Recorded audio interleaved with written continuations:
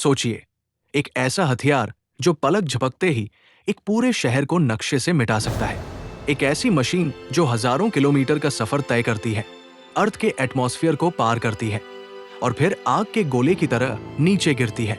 इसे रोकना नामुमकिन सा है। आज के इस दौर में किसी देश की ताकत उसके बॉर्डर पर खड़े सैनिकों से नहीं, बल्कि उसकी मिसाइल टेक्नोलॉजी से मापी जाती है। लेकिन क्या आप जानते हैं कि एक क्रूज मिसाइल और एक बैलिस्टिक मिसाइल में क्या फर्क है? और क्यों पूरी दुनिया आज हाइपरसोनिक मिसाइल्स के नाम से थर-थर कांप रही है? आज हम विज्ञान और शक्ति के इस खतरनाक मेल को डिकोड करेंगे। चलिए शुरू करते हैं। मिसाइल सिर्फ एक उड़ता हुआ बम नहीं है, ये इंजीनियरिंग का एक मास्टरपीस है। एक स्टैंडर्ड मिसाइल के 4 मुख्य हिस्से होते हैं। सबसे पहले आता है इसका गाइडेंस सिस्टम, जो इसका दिमाग है। इसमें लगे सेंसर्स और ऑनबोर्ड कंप्यूटर इसे रास्ता दिखाते हैं। फिर आता है इसका पेलोड या वॉरहेड। यही वो हिस्सा है जिसमें बारूद या परमाणु हथियार, न्यूक्लियर वेपन छिपा होता है। इसके बाद है प्रोपल्शन सिस्टम, जो मिसाइल का इंजन है, जो इसे हवा में धकेलता है।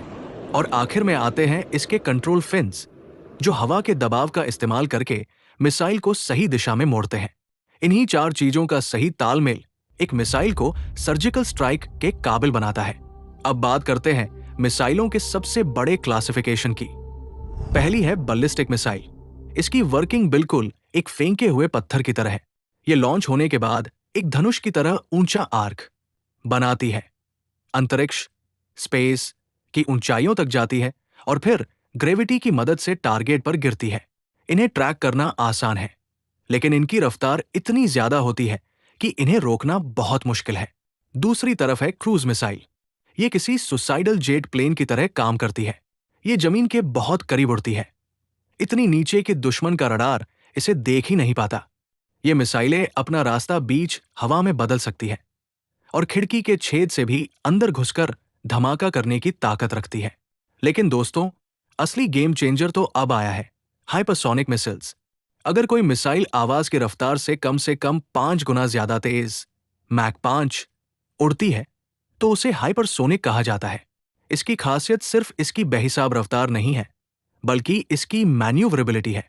बैलिस्टिक मिसाइल का रास्ता फिक्स होता है, लेकिन हाइपरसोनिक मिसाइल अपनी रफ्तार और दिशा को पल पल बदल सकती है। आज की तारीख में दुनिया का कोई भी डिफेंस सिस्टम, चाहे वो अमेरिका का पैट्रियट हो या रूस का S-400, इस टेक्नोलॉजी का मुकाबला करने में पसीने छोड़ रहा है। अब सवाल यह है कि इस रेस में कौन कहां खड़ा है। सबसे पहले बात रूस की। रूस फिलहाल हाइपरसोनिक मिसाइलों का बादशाह है।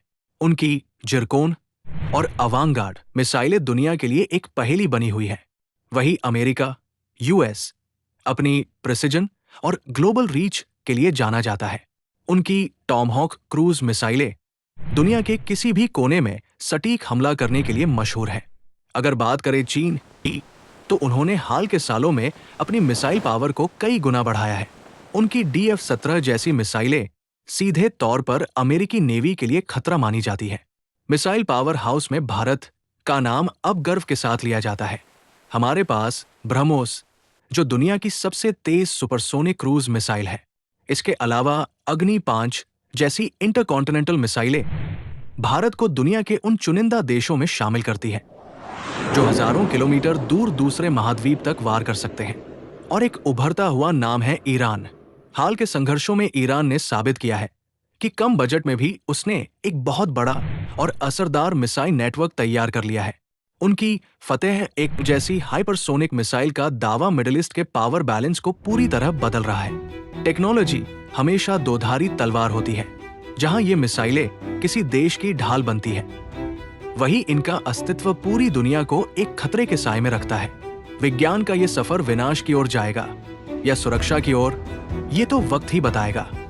अगर आपको ये जानकारी पसंद आई तो वीडियो को लाइक करें और हमारे चैनल को सब्सक्राइब करना न भूलें। मिलते हैं अगले इंफॉर्मेटिव वीडियो में।